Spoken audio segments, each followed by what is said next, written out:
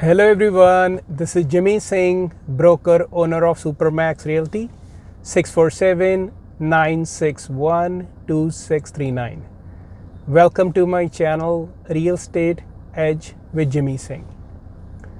In today's short video, I like to answer some of the questions asked by my audience. First question is asked by John from Mississauga, and he asked me how much rent he can increase for his condo for his lease renewal coming up in August of 2021.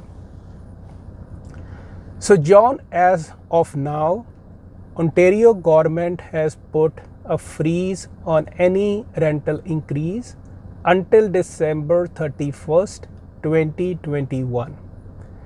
And for the year 2022, as per the Consumer Price Index, you can increase 1.2% guidelines under the RTA, that is Residential Tenancy Act. Just remember that this price increase or rent increase doesn't apply to the rental units or the buildings which are occupied for the first time after 15th November 2018.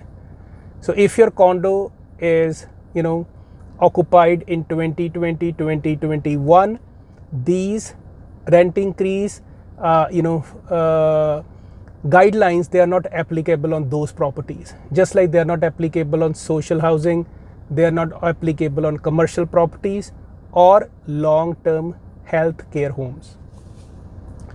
Second question is Brampton Raj.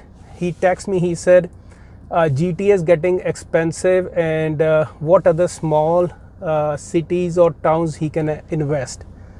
So Raj, there was a recent report. They said a couple of towns or counties not far from GTAs, they are doing very well.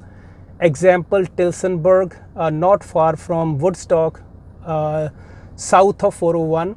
The prices of housing is up 50.3%. Simcoe area, the prices are up 37.6%. Georgian Bay, Southern Georgian Bay area, 47.5%. Huron, Perth County, 43.6%. Bancroft, 64.2%. Bancroft has lot of lakes and cottages, so a lot of people who want breathing space and want away, that is another a good place. People are buying cottages, and some people want to put an Airbnb and make good money out of it. So just make sure before you do any of these things, Airbnb, cottage country or any condos, check with bylaws to make sure that you are not in any trouble. So let's talk about our GTA Toronto housing market. So recent stats I discussed in my previous video in June what happened, and I feel market certainly has calmed down in past few weeks, and the reason being there was a big rush, what we call fear of missing out or not able to afford kind of thinking with the buyers. So they end up rushing to buy single family homes.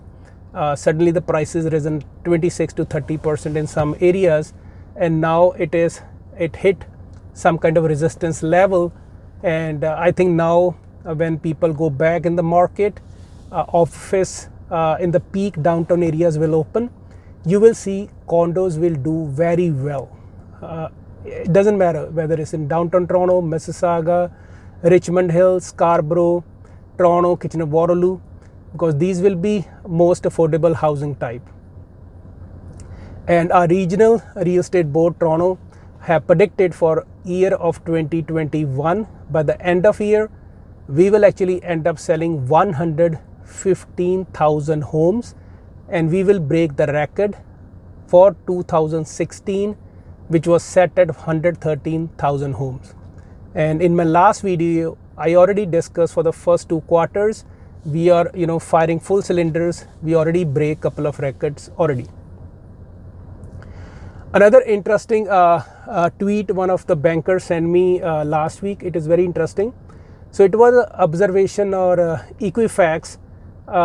They noticed that in 2020, more parents have utilized low interest line of credit against their houses which have equity to support their children to buy their first home. And the number says Toronto has 9.4% parents who took advantage of low interest rate to give down payment for their kids. Vancouver is 13.3% parents, and overall in Canada 5.5% parents, they have utilized the monies as a line of credit and help their kids. And then there's another good piece of information I like to share, because there's big talk about speculators, investors buying properties and flipping the next year. So this actually tells us how long an investor typically keeps the property in 2020 and even up till March of this year. So they said 25% investors or people, they keep the property less than 3 years and sell it. 29% of people tend to keep the property between 4 to 7 years. 14% people kept the properties 8 to 10 years. 21% people kept the properties between 10 to 20 years, and 11% people kept the rentals for 20 plus years. So that's interesting, stat. And another thing I noticed dealing with a lot of sellers and speaking with a lot of other agents is, since pandemic, a lot of people or parents have concern that their small kids won't be able to afford properties in Mississauga, Richmond Hill, Scarborough, Oakville, Burlington, Kitchener.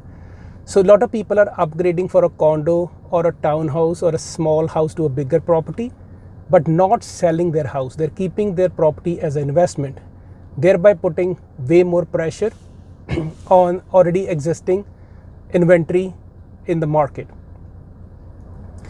See folks, Stats Canada says on average we have over 90,000 new household formations every year, and we are building less than 70,000 new homes. And we are attracting lots of immigrants, but we are not providing them affordable housing. So the challenge I see is, a lot of those people who are coming to Canada, they might end up migrating to US once they become Canadian residents. Or there's a lot of data scientists or IT professionals or coders. They'll figure out, you know what, Toronto is too expensive, Vancouver is too expensive. Let me relocate to Texas, or let me relocate to other affordable cities like Florida to US. Because what happened is, out of 400 or 500,000 immigrants which the government is planning to bring to Canada, approximately 150 to 100,000 people end up coming to GTA or only the top 5-6 cities in Canada, whereby US a lot of cities, and I think their average price point is sitting still around 400,000 or something like that. They're still very affordable, right? See folks, everybody pray and hope the market slows down, the prices come down, or it crashes. But for the housing market to crash, two things has to happen. First, fundamental shift or fundamental trigger can be recession, where people lose job, can't afford it, or lot of negativity in the market or fear in the market, whereby sellers or investors, they just flood market with the listings. Example, when they stopped Airbnb, they put speculation tax. Lot of investors with a condo, they put it up for the market, bringing in one building 40 to 50 units competing for sale. That was not very smart idea, but that's what happened. People act. Fear is very powerful driver. If I show you how you're gonna make money, you might act, might not act, but if you're scared, you will take action, because that's how our animal brain works, right? Second trigger can be behavior. For example, government makes some policy change, whether relating to mortgages, vacant house tax, foreign buyer tax. People just panic, and out of fear, they again sell. So obviously those are the things that dictate. But as everybody knows, since pandemic, government monetary policy is to pump as much money as possible to bring liquidity. And recent news this week was They're cutting from $4 billion to $2 billion per week to buy the bonds. And what actually end up happening is by end of early next year 2022 or end of this year, they will cut off all that qualitative easing, thereby increasing the mortgage interest rate earlier than expected. See folks, the supply side, you hear in the news, we have shortage, the planning approval process is very long, they have to speed up releasing the land to the developers, they have to be flexible with the zoning, they have to make sure the tax and levies put on the builders are substantial. They have to cut down and incentivize so the those affordability or cheap housing prices can be transferred to the buyers. And on the demand side, obviously government is the one who can control how many immigrants are coming to the country, how much foreign buyer tax they have to put, how much mortgage changes. So they try to control the market using all the demand side tools, but not thinking about supply side. So they have to always think about that. And in one of the videos last month, I talk about research done whereby out of all the G7 countries, Canada has the lowest number of housing units per 1,000 residents.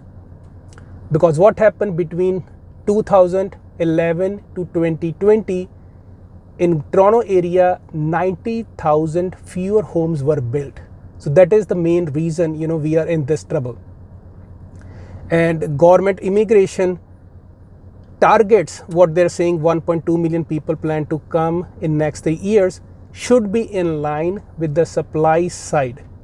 So when the immigrants come, they can easily afford house and they can start their life on a positive note. And obviously you have noticed inflation is increased everywhere. Right now inflation is close to 3%, and hence you have noticed the gas prices, you have noticed different commodities, you have noticed clothes, food, everything is getting expensive, right? See, at the end I can only say America will bounce back quicker than Canada. And as we have seen, Mr. Biden, he has pumped $1.9 trillion in 1 year to the economy, and by keeping the interest rate pretty much close to zero, right? But I'm also bullish on Canada. They are predicting, Mr. Benjamin Tell from CIBC, he's predicting for next 6 months our GDP should grow between 7 to 8%. Because reason is every subsequent COVID wave is less destructive to our economy. Like first time when the COVID happened, everything tanked. Then it bounced back as a V, and then second wave, then third wave. Who knows, maybe we have a fourth wave in the fall, right? I pray it doesn't happen. And I hope you guys are safe and took second shot of vaccination as well, guys. So another very good news by the bank is they said lot of Canadians are sitting with lot of money which they can spend and make economy grow faster than expected. A survey done by the bank said individual Canadians are sitting at $100 billion excess cash in their checking accounts. Businesses, they are sitting close to $130 billion. So all in all, Canadians are sitting at $230 billion in their accounts, which they might use to invest in real estate, to travel, to spend eating out, to buy shopping, thereby circulating the money, and the velocity of money will grow. Velocity of money, folks, is how many times you spend the same dollar. And as we know, when the government keep increasing the supply, velocity of money is there, inflation increases, right? So at the end of the day, guys, the only challenge they see is they have hard time getting good employees for different jobs. So I have a couple of clients, they own restaurant. They said they have very hard time finding good workers at now. Maybe the reason is if you're getting $2,000 sitting at home, people don't have any incentive to go back to work, right? So there was an article, it said New Zealand and Australia, instead of giving income support to the people directly, they give wage subsidy. Hence they are doing way better and their economy is bouncing better than US and Canada. But let's see hopefully, I'm sure there are a lot of good economists and government is doing all these things to make sure we are on track. And I'm very bullish. End of the year will be very good for real estate, and I hope and pray your family is safe and healthy. And meantime, if you have any real estate questions in around GTA, looking to buy, sell real estate, give our team Supermax a call. You can visit our website www.supermaxrealty.ca, or you can reach me at 647-961-2639. On a side note, if you're a new agent who are taking phase 2, phase 3 exam and looking to join a brokerage, want mentorship and guidance, give me a call. I've been helping my clients for the last 15 years invest in real estate, and I'm here to guide and mentor you as well. So my number for a free consultation is 647-961-2639. Thanks for watching, guys. God bless you. Enjoy your weekend.